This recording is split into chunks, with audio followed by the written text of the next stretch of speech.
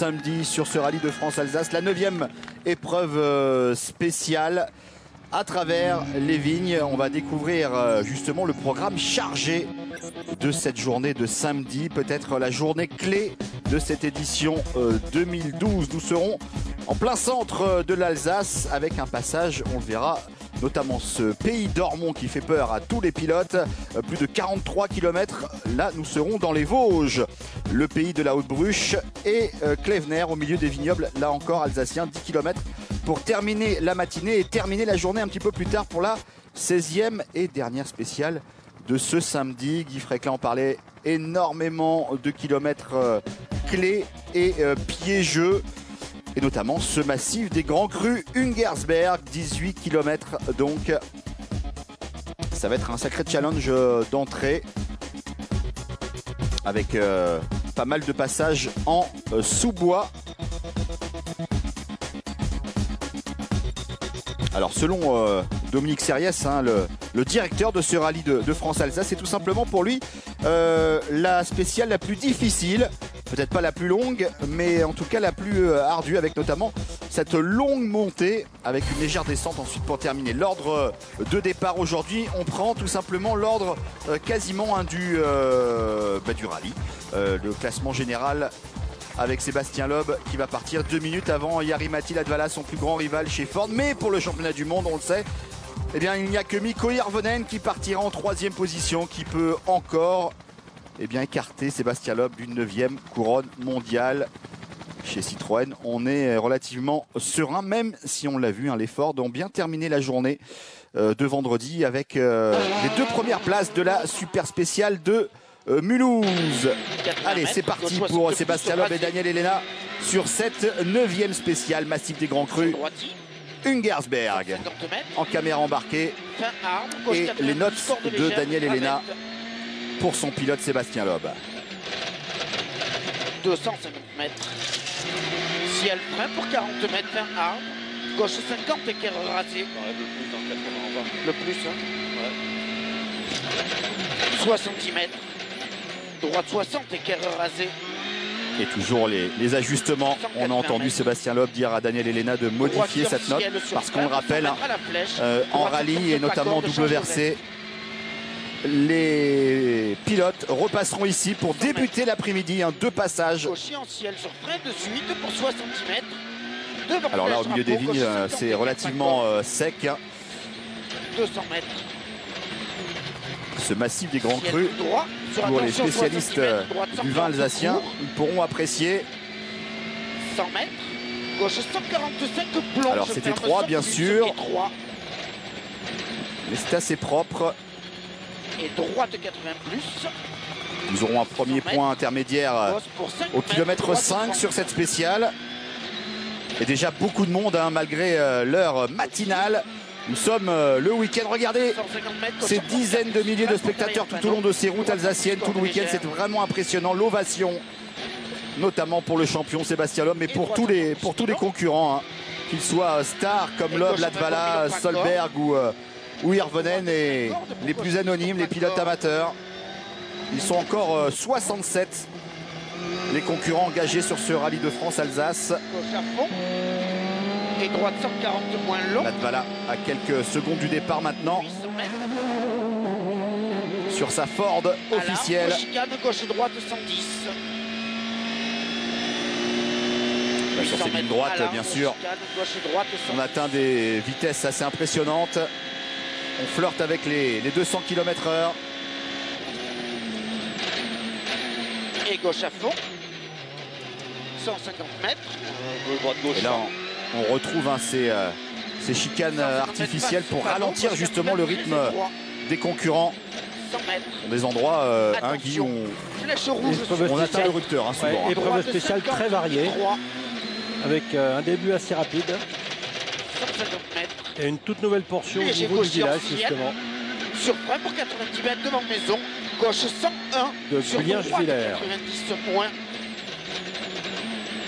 Et je le disais en début de spécial, Guy Dominique Serriès, le responsable, le directeur de ce rallye, en fait lui peut-être la spéciale la plus difficile selon lui. Effectivement, c'est ce que l'on a vu sur gauche à fond, sur l'analyse qu'il en fait. Et droite à fond, 130 mètres, attention, droite 120. Avec la route forestière en fin d'épreuve spéciale, très bosselée. Voilà, on va commencer cette montée vers le massif de Lingersberg. Nous sommes dans le Bas-Rhin, au sud du département. Sur gauche 30 épingles. Sur droite 90 moins long tard. 50 mètres, gauche 90 plus. 70 mètres, gauche 110 plus corde. Sur droite 110 plus corde sur frein pour droite 90 moins. Corde obligée à voir. Okay. Et droite ferme 110 corde. Encore une correction de Sébastien. Voilà, enlève les 2 plus, Guy, ça signifie quoi? Ça veut dire que quand il note plus dans un virage, ça veut dire que c'est un virage qui a une ouverture un peu différente d'un virage noté. Et c'est qu'il était noté probablement un peu trop fort. Nico Hirvonen, son coéquipier et rival pour le titre mondial, on le dit, on le répète, vient de partir. La 3e voiture à prendre le départ de cette 9e spéciale. Et gauche 30 épingles de tard, très étroit, pavé. Et droite à fond. On voit que c'est bien sec, il y a de la poussière. Gauche 120 plus 1000 tard, vraiment par contre, très étroit. Oui, oui. Et droiti. Ah, c'est des routes vinicoles. Hein, ouais, bosselées. Pas facile. Droit. Et gauche sur frein, c'est là où les suspensions d'une voiture WRC doit pouvoir être polyvalente afin de pouvoir absorber toutes ces bosses, toutes ces différences de bosses. Et droite à fond long sur frein pour 80 mètres. Il faut savoir que non seulement les pilotes font les reconnaissances, mais les ingénieurs reconnaissent aussi les épreuves spéciales pour pouvoir adapter les suspensions de la voiture au plus proche de ce que le pilote souhaite. Ah là, je pense qu'il va réveiller tout le village, Sébastien Loeb, sur ses passages le samedi matin. Les gens qui n'étaient pas levés pour admirer la DS3 WRC de l'Octube champion du monde, là, ils sont réveillés là. Réveil brutal. Ouais. 80 mètres. Droite 90 moins. Beaucoup de changements de direction, bien sûr, comme dans toutes ces épreuves spéciales de vigne, avec des routes très très étroites et bien bosselées.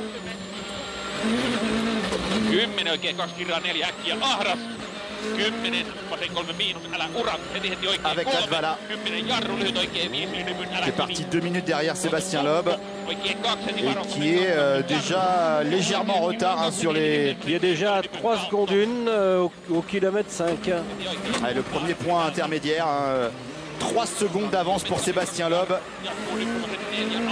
sur le premier repère kilométrique, premier chrono intermédiaire. C'est déjà une première information. Alors nous n'avons pas sur notre écran le passage du kilomètre 5 pour Hirvonen, alors que nous l'avons pour Latvala. Mais Hirvonen est parti derrière Latvala. Hein, oui, mais on ne l'a pas encore. Oui. Ouais. Ça ne devrait pas tarder à s'afficher. On l'a dit, hein, les pilotes Ford officiels, Latvala et Solberg, qui ont fini fort hein, dans les rues de Mulhouse, cette super spéciale urbaine avec ces blocs de béton. Alors Sébastien Loeb a dû lever un petit peu le pied, hein, ne pas prendre trop de risques, c'est ce qu'il disait à votre micro. Il y a même une partie pavée dans cette épreuve. Oui. Un mini Paris-Roubaix version alsacienne pour les pilotes. Solberg le plus rapide pour l'instant au kilomètre 1,3 avec 0 seconde 2 d'avance.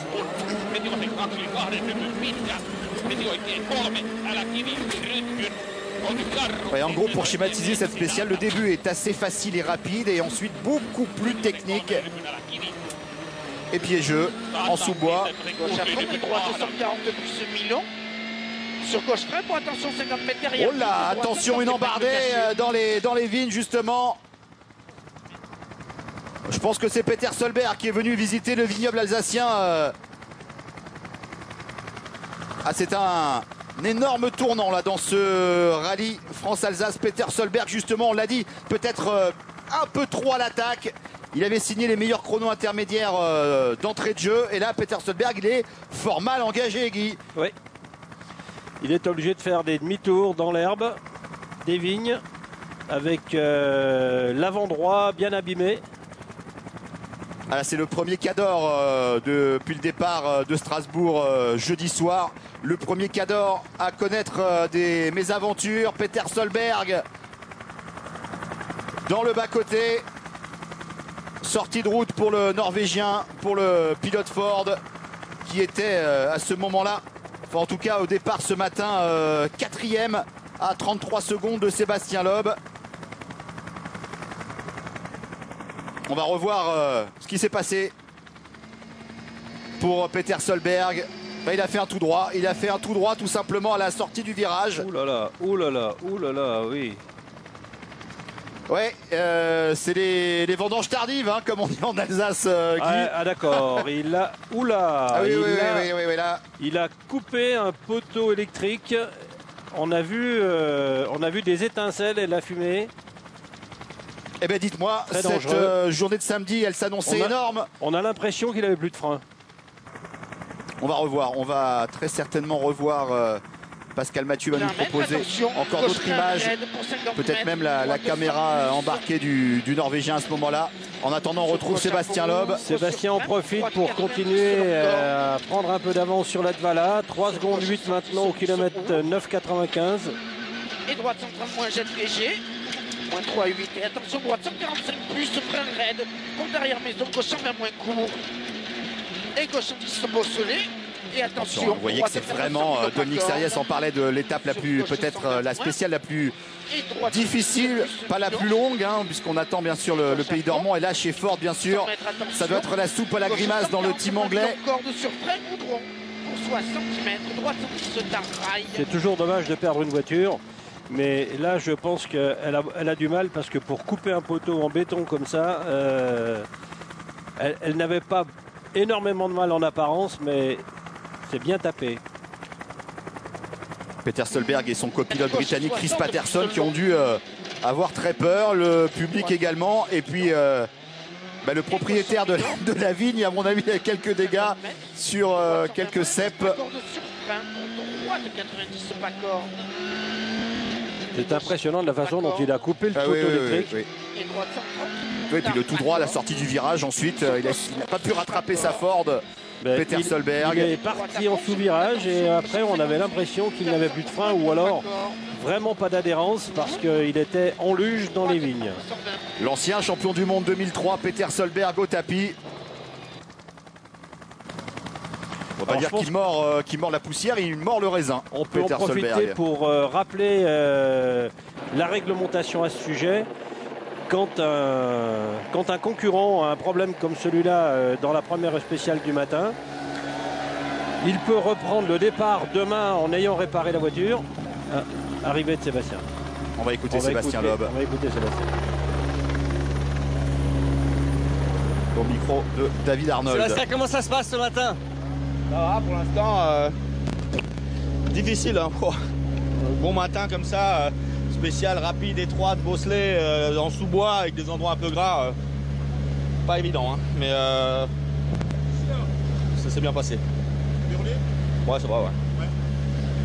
Ça va être quoi le plus gros danger aujourd'hui? Latvala qui est juste derrière vous ou Hirvonen qui vous talonne au championnat? Je dirais le plus gros danger principalement c'est Hirvonen parce qu'effectivement quelque part on n'a pas d'obligation de gagner le rallye. Il faut qu'on finisse devant Hirvonen ou voir juste derrière si c'est pas lui qui gagne. Donc il n'y a pas de pression à ce niveau-là. Mais bon, Latvala c'est sûr qu'il va très vite dans les spéciales difficiles comme ça. Il risque de faire des temps. Donc on verra. Moi je roule à ma main, on verra. Ouais, l'ovation de Sébastien Loeb à son arrivée ici à la fin de cette 9e spéciale. Visiblement pas spécialement au courant de ce qui est arrivé à Peter Solberg. De toute façon pour lui, hein, il n'a pas encore l'info. Dans la perspective du championnat du monde et même pour la victoire du rallye, Solberg était 4e. Il peut avoir l'info sur son dashboard, mais c'était pas Solberg le plus dangereux pour lui. Ouais.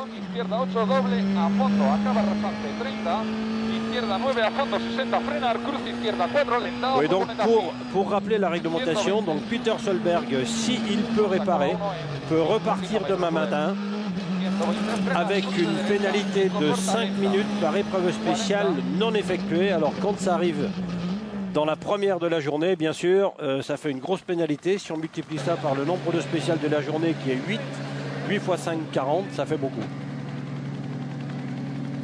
Allez, Latvala qui en termine 2 secondes moins rapide que Sébastien Loeb sur sa 9e spéciale. Il est revenu un peu sur la fin de la spéciale.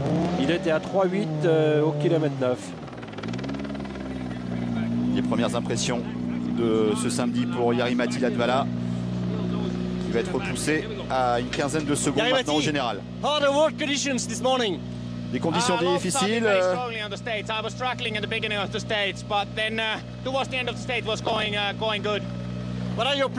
J'étais un petit peu lent en début de spécial et ensuite ça a été plutôt bien. J'essaie toujours d'attaquer pour rester le plus près possible de Sébastien Jari-Matti Latvala. Lui aussi a priori ne sait pas vraiment ce qui s'est passé pour Peter Solberg, alors qu'en régie, Jérôme Martin qui surveille pour nous tout ce qui se passe autour de ce rallye nous informe justement, Guy, que pas mal d'habitants en Alsace avec ce qui est devenu Peter Solberg dans le poteau électrique. Il y a beaucoup de gens en Alsace n'ont plus de courant. Plus de courant, bien sûr. Ouais. Ah, c'est complètement dingue ce qui est arrivé à Peter Solberg au milieu de cette spéciale du massif des Grands Crus Ungersberg.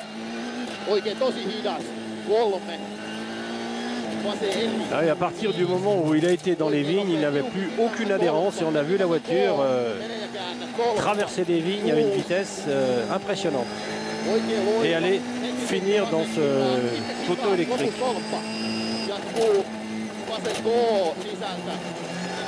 Par contre, pour Citroën, dans la perspective de l'obtention du titre mondial constructeur, Guy, c'est entre guillemets une bonne nouvelle pour le team français. On ne sait jamais une bonne nouvelle quand, un concurrent abandonne, mais il est vrai que ça peut aider. C'est une arme en moins pour Ford, bien sûr. Solberg. Un petit choc à l'avant. Alors, Mikko Hirvonen au micro de David Arnold. Un petit choc à l'avant pour Hirvonen.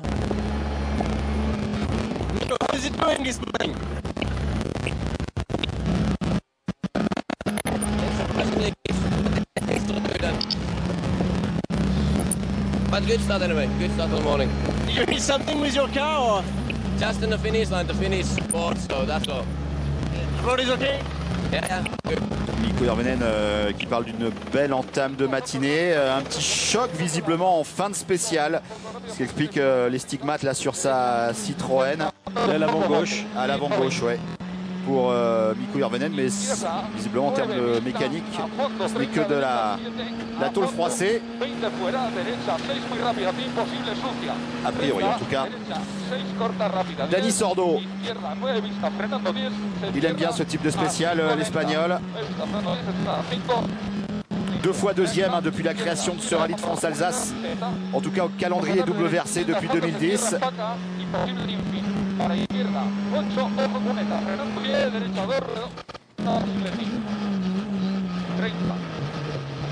À mon avis, cette image de Peter Solberg va faire le tour du monde quand même. J'imagine que Dani a dû faire une petite faute. Il passe de +1 au kilomètre 5 à +7 au kilomètre 10. C'est beaucoup. Et il avait, en si peu de temps. On l'avait vu sur le premier passage, on vient de le voir sur l'incrustation. Il était dans le même temps que Sébastien Loeb en entame de spécial. Mais là, sur la deuxième partie, il semble légèrement marquer le pas. Oui, il est à +7. Ouais, c'est cela. Alors qu'on annonce d'excellents chronos pour Thierry Neuville. Il faudra le surveiller. Le jeune Belge, ancien vainqueur du Tour de Corse.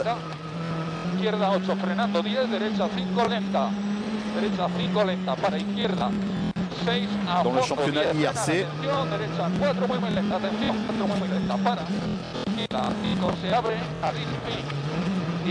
derecha 6 rápida, carril se cierra poco en rasante 20, derecha 7 se cierra poco en rasante, freno fin, patina 10, izquierda 6, 20, izquierda 5. Là, il va pas être loin des 10 secondes de perdu, Dani Sordo. 4 poco lenta, patina, 90 patina para izquierda 6 rápida 20, 6 rápida 20, atención, derecha 5 poco lenta, limpia 20, izquierda 7 a fondo 40. Izquierda 6 muy rápida en rasante, 20, frenar, atención, patina, derecha 5 lenta. Il a probablement eu un petit souci entre le kilomètre 5 et le kilomètre 10.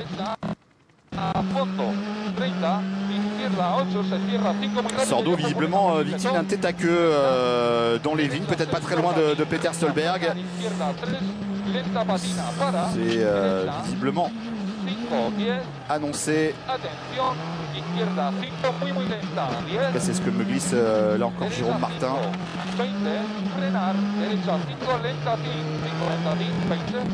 Ce qui peut expliquer cette perte soudaine de performance en termes des chronos intermédiaires pour l'Espagnol sur sa Mini John Cooper WRC.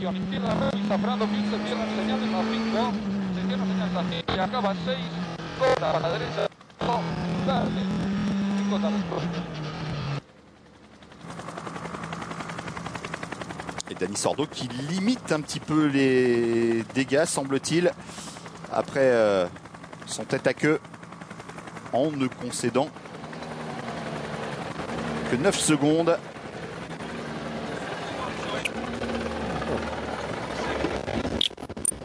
Et vous avez fait un petit tête. Qu'est-ce qui vous est arrivé? C'était un trou à la con, un virage, c'était un carrefour à première vitesse. Hein. L'entrée il était un peu sale et la sortie il y avait 2 pierres super étroits. Donc on a fait le front-main, la voiture est partie un peu de l'avant. Et ben, c'est à 2 km/h et j'ai tapé un peu la pierre et c'était trop étroit pour sortir. Puis on a fait marche arrière, on a perdu du temps, on a perdu 7 au bout de seconde là, mais un trou vraiment de con. Peter est sorti aussi, la bataille ça va être avec Thierry Neuville, ça va être quoi votre stratégie? Ouais, c'est clair que la bataille c'est avec Neuville. Faut pas oublier Miko, il vient de faire de bon temps, mais bon, on va essayer de se battre, hein. On est ici pour là, on est ici pour ça. Donc,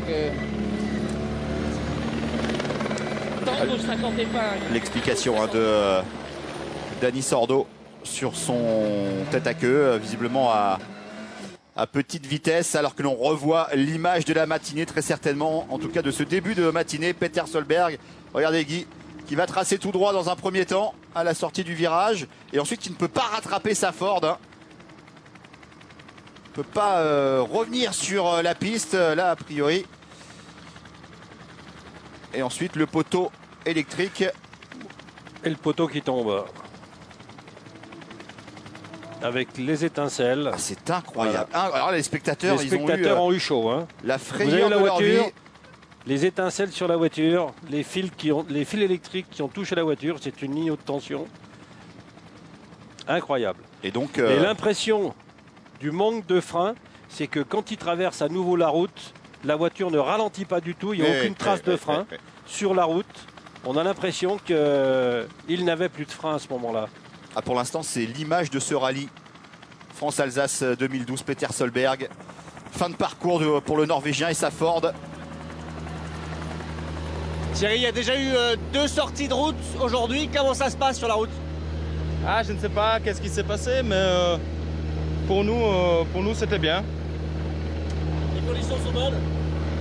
Les conditions sont bonnes, la voiture marche mieux qu'hier, donc j'ai vraiment apprécié cette spéciale. Ça va être quoi votre stratégie aujourd'hui? Rouler vite et essayer de ne pas perdre trop de temps. Et Thierry Neuville qui remonte d'un cran bien sûr dans la hiérarchie, et pour l'instant la lutte avec Dani Sordo pour la 4e place du classement général. Mats Osberg sur sa Ford Fiesta WRC privée. Ott Tänak, attention à Ott Tänak aujourd'hui, il adore ce type de tracé, l'Estonien. Il faudra le surveiller lui aussi sur sa Ford WRC.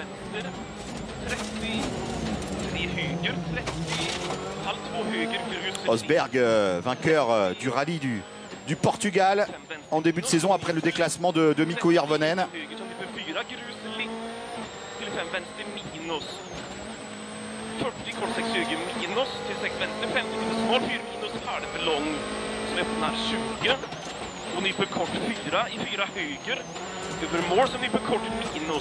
Yevgeny Novikov, également le russe, sur cette spéciale.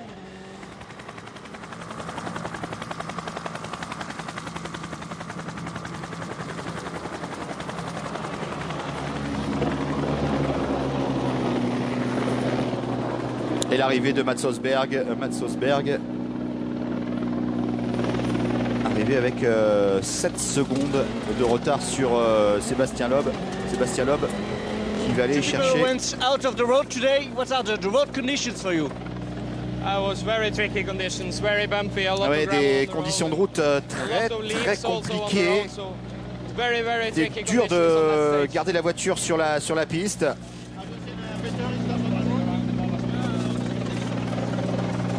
Mats Østberg qui visiblement répond aussi à quelques questions sur Peter Solberg, bien sûr son compatriote.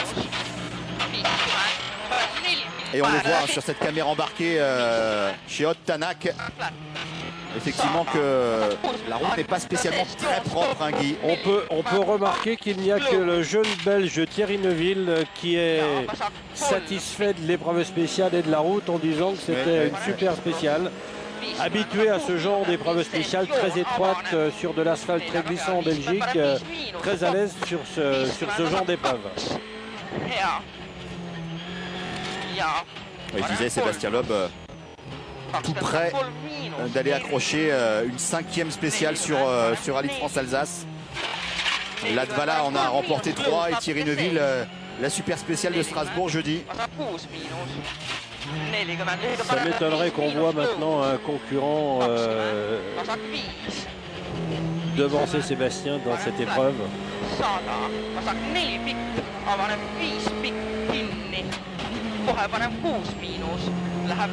Ott Tanak qui en termine, qui va sortir de la forêt avec le 7e chrono de cette 9e spéciale, chrono provisoire.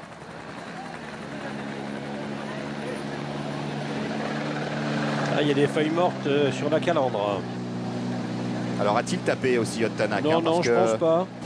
Non, non, ce sont des feuilles mortes, à mon avis, qui viennent se coller sur la grille de protection du radiateur. Ah, il est dans le même chrono que Dani Sordo. Ott Tanak, Dani Sordo a effectué un petit tête à queue. Alors Novikov. Mais Tanak, ça a été régulier, alors qu'effectivement Dani avait pris 6 secondes d'un seul coup. Novikov visiblement déjà assez loin avec plus de 10 secondes de retard au dernier pointage. Yevgeny Novikov 9e au départ de cette journée du samedi. À 1 minute 35 de Sébastien Loeb au classement général.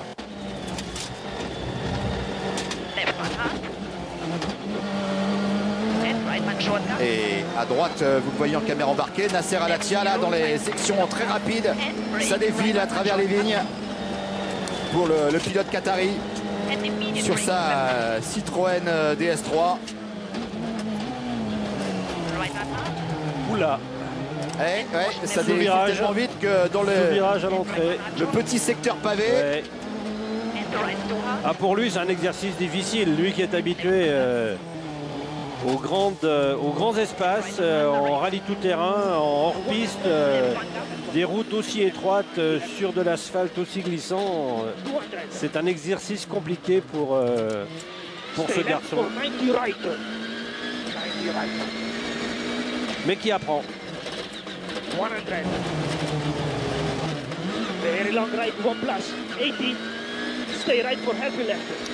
On reste avec l'équipage Al-Attiyah.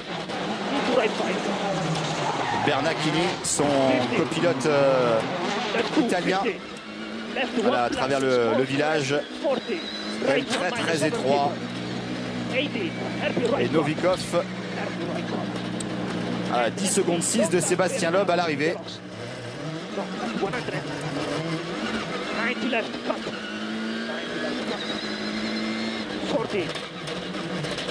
Allez, on va revoir en caméra embarquée la petite erreur de Nasser Al-Attiyah. Ici dans ce secteur pavé dans les vignes, dans la petite banderole publicitaire de nos confrères des DNA, les dernières nouvelles d'Alsace. On se souvient de son tête à queue également dans les rues de Strasbourg, Al-Attiyah, sur la super spéciale de jeudi. Mais il apprend, comme vous dites, hein, Guy, plutôt spécialiste du sable, bien sûr, du rallye raid. Long left 3 minus. Long left 3 minus. And stay right over crest. 50 left 3 minus narrow. Stay right. Quand on vient d'une discipline comme le rallye tout-terrain, avec ses grands espaces et ses hors-pistes très larges, il est bien évident qu'il y a un apprentissage à faire et ce qu'il fait avec beaucoup d'implication. On le dit, on le répète, également médaillé de bronze hein, en tir aux Jeux Olympiques de Londres au mois d'août. C'est dire la polyvalence du garçon, la gentillesse également hein, de Nasser Al-Attiyah, toujours souriant. C'est un garçon très souriant qui est toujours d'humeur égale.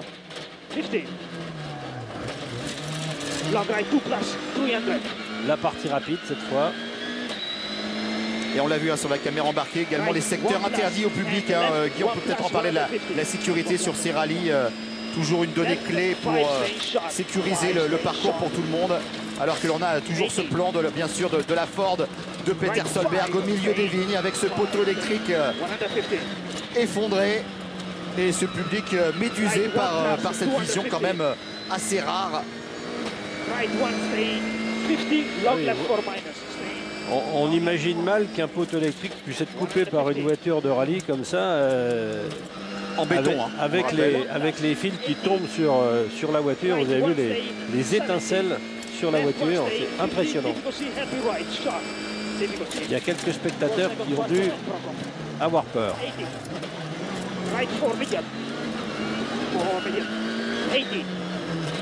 Long left 3 medium. Long left 3 medium. 100. Right one deep in exit. 300. One deep in exit. Et Guy, hein, les Citroën qui montent leur bout du nez en début de journée parce que c'est quand même Loeb et Hirvonen qui ont signé les deux meilleurs chronos de cette 9e spéciale. Et toujours ce poteau électrique sectionné par la Ford de Peter Solberg sur les voitures, la tente également. Le camping sauvage dans les vignes, là, a failli tourner, on va pas dire au drame, mais en tout cas les spectateurs ont failli vraiment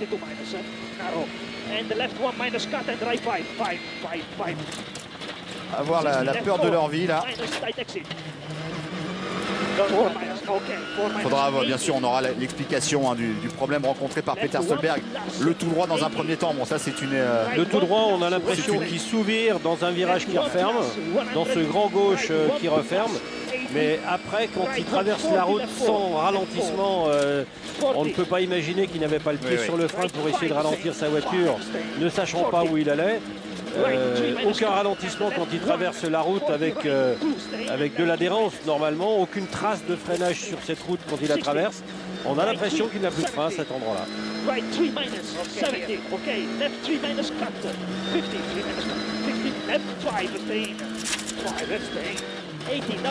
Vraiment une spéciale compliquée, hein, très sale, très humide. En sous-bois, c'était prévu, peut-être pas des conditions comme ça. On comprend bien l'explication de Sébastien qui dit c'est chaud dès le matin au réveil. Martin Prokop, le Tchèque, qui rallie l'arrivée sur sa Ford Fiesta double versée. Il était 12e ce matin au classement général, le Tchèque.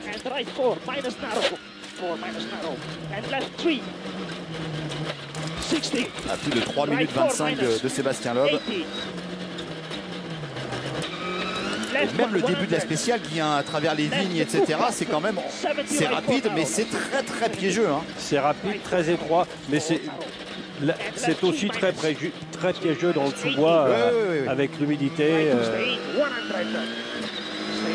Les cordes qui sont sales.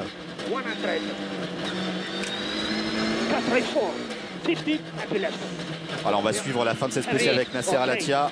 faire un point sur les différents classements. Et puis revenir. Le deuxième passage sera probablement compliqué après le passage de tous les concurrents et la terre ramenée dans toutes ces cordes en c'est une sous-bois. certitude. Une certitude pour commencer l'après-midi tout à l'heure. Ça sera une partie de plaisir, une partie dantesque pour ces pilotes. Des plus aguerris aux plus novices. En tout cas aux pilotes amateurs.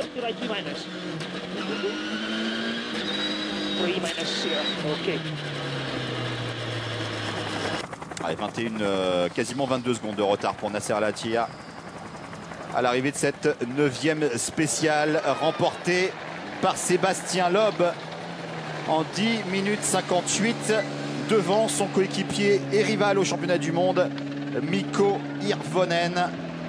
Un peu plus d'une seconde au kilomètre derrière Sébastien dans ces conditions. Pour Nasser, c'est pas si mal. Al-Attiyah qui prend la 9e place provisoire de cette spéciale, le Qatari. 10e du général. Ouais, il va piquer la place à Martin Prokop. Allez, le classement de la spéciale. 5e scratch pour Sébastien Loeb depuis le départ de Strasbourg jeudi. Devant Mikko Hirvonen, les Citroën à nouveau en forme. Et seul Latvala chez Ford peut limiter la casse. Avec bien sûr l'information du début de la matinée, Peter Solberg hors course. Latvala à nouveau repoussé au-delà des 15 secondes, hein, Guy. Mikko Hirvonen à 34 secondes 5 et Dani Sordo, bien sûr, tout le monde gagne une place avec le retrait de Peter Solberg. On va se quitter sur cette image du Norvégien dans les vignes et ce poteau électrique sectionné par la Ford WRC de Peter Solberg, ancien champion du monde 2003. Sébastien Hullot, que d'émotions pour entamer cette journée de samedi.